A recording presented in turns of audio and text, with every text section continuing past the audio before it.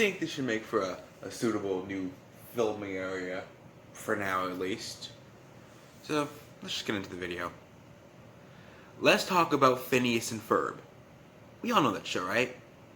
Show about the two stepbrothers trying to make the most of their summer vacation by building all these wacky inventions, from treehouse robots to roller coasters to haunted mansions, while their older sister Candace tries to get them in trouble by telling their mom on them. Meanwhile, the pet platypus Perry is the secret agent named Agent P, trying to stop an evil, pathetic, mad scientist. That show? Anyway, I was recently rewatching a couple of the episodes on Disney Plus, and I gotta say, for a show with a pretty repetitive formula, I still think it holds up. I really like the characters, the humor, and the imagination behind the stuff the boys build every summer. Not to mention the songs. Anyway, with the new movie, Candace Against the Universe, coming out soon, I thought it'd be a good time to look at the first movie they had, Phineas and Ferb Across the Second Dimension. Anyway, after giving this a rewatch, do I think this movie holds up? Of course I think. I think this is a really fun, action-packed movie with a lot of heart put into it. And now I'm going to explain why.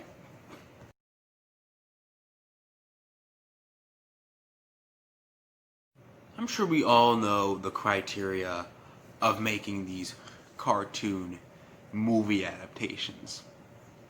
Not only do they have to make a story with more stakes in the show, and maybe have the characters go out, explore new worlds, and try to change up the show's formula, and find some way to satisfy the fans, but also finding some way to fill in newcomers on what the show is about. Now, I know this is technically a TV movie, but do I think Across the Second Dimension does a good job at establishing what the show is about for newcomers? Well, yeah. The first 10 minutes pretty much has Phineas and Ferb what they do best, making all these wacky inventions, and Perry is also established as a spy. And everyone's pretty much still in character, and the humor is definitely still there. But what about upping the stakes, though? Well, we have, of course, them exploring the other dimension. There's definitely a lot of high-stakes action. I really do love the action. And we have them changing around the formula, with Phineas and Ferb actually meeting Dr. Doofenshmirtz, and literally finding out Perry's secret identity. Oh, but that's something we're running into later. So yeah, I think it does a good job at being a cartoon adaptation. I can definitely see it satisfying the fans, especially with that finale with all the robots. Oh my god, I love that finale. And I wouldn't really recommend going into this movie as your first introduction to the show. I would recommend you watch a few other episodes before the movie. But for anyone who really wants to watch the movie first, I'd say it will give you a good idea of what the show is about.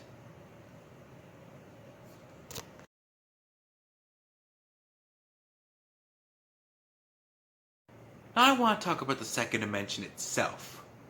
What do I think of it? I like it. It's pretty good. One of the things I like about it is the way it looks. I kind of like the mixture of green and purple. I think it meshes pretty well. But what about the doppelgangers of our main characters? I think they're pretty good too. My two favorites probably have to be the second dimension Candace, who, instead of trying to bust her brothers and get them in trouble, she wants to protect their brothers. And I especially like how it plays into a character arc the real Candace has about growing up. Like how the second dimension Candace is all cool and edgy, and Candace has to learn that to enjoy the life she has as a teenager. But then we have the second dimension Doofenshmirtz, who, unlike the Doofenshmirtz we all know and love, who is a failure, a screw up, and pretty dumb, this Doofenshmirtz is actually smarter and actually won the day and achieved what he was trying to do. And what I love the most, another thing I love about him is that the real Doofenshmirtz is a pathetic villain who is dumb, but his backstory is very tragic and complex. As for the second dimension Doofenshmirtz, he has all these robots. He took over Danville. He actually beat his arch nemesis, turning him into a cyborg. And all of this because he lost a toy train when he was a kid. You'd think this would be pretty lazy, but they actually make this into a joke, and I really like that.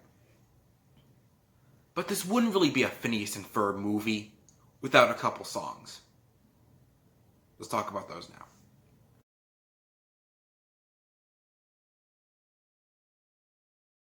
Phineas and Ferb is often praised for its catchy and memorable songs, and I really do think the songs are deserving of said praise. As for the songs in the movie, I love those songs too.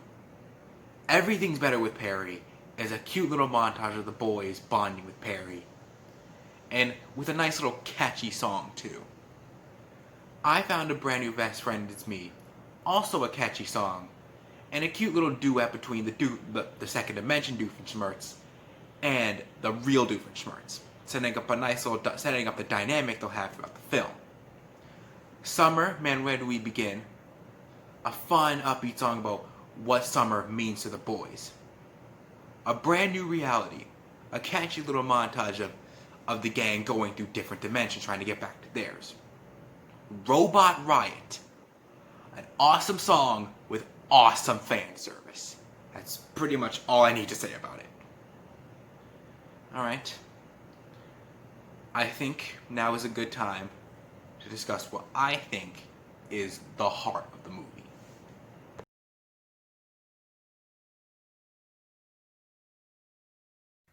I think the main arc with Phineas and Ferb finding out who Perry is very well handled. Because, like I said earlier, we actually get to see the three of them bond, and we get to see them genuinely care about each other, and we even get to see more of the, hey, where's Perry line that Phineas says every episode, because we actually get to see him look for him at some point and wonder where Perry is. And not only do they figure out who Perry is, the boys also meet Dr. Doofenshmirtz, and of course they won't know he's evil because of how goofy Dr. Doofenshmirtz is. And once Perry arrives, he's shocked to see the boys with Doofenshmirtz, and not only does he have to try to find some way to stop Doofenshmirtz's plan, whatever he's planning, but he has to try to keep his identity a secret to the boys. But sadly, once they reach the second dimension and meet the second dimension Doofenshmirtz, the secret is revealed. And Phineas is beyond furious because he feels betrayed that his pet platypus, the pet he's cared about, was a secret agent going off to do secret agent stuff without even telling him. And here's another thing I noticed. Perry can't really tell him how he feels about this because he can't talk. At some point, after they meet their second dimension counterparts, the second dimension Doofenshmirtz announces to Perry to turn himself in, or the boys will get hurt. And Perry leaves them, and Phineas is, again, pretty furious. But once the boys meet the resistance, and they have their one chance to get back home, they decide not to save their pet platypus. Oh man, I could really tell that these two genuinely care about each other. There's even a moment where Phineas and Ferb are willing to forget the biggest adventure they ever had at the end to keep their pet platypus. I love this song.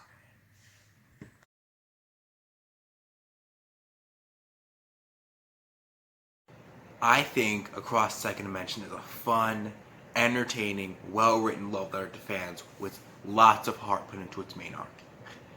If you're a fan of the show and you have not seen this movie yet, I would highly recommend it to you. You might have a blast with this movie. And like I said, for any newcomers out there, I wouldn't really start with the movie. I would probably watch a few episodes of the show to understand. But that's not to say newcomers might not That's not to say newcomers might not get something out of this movie. While I'm not expecting Candace Against the Universe to be better than this, this movie definitely is getting me excited for it.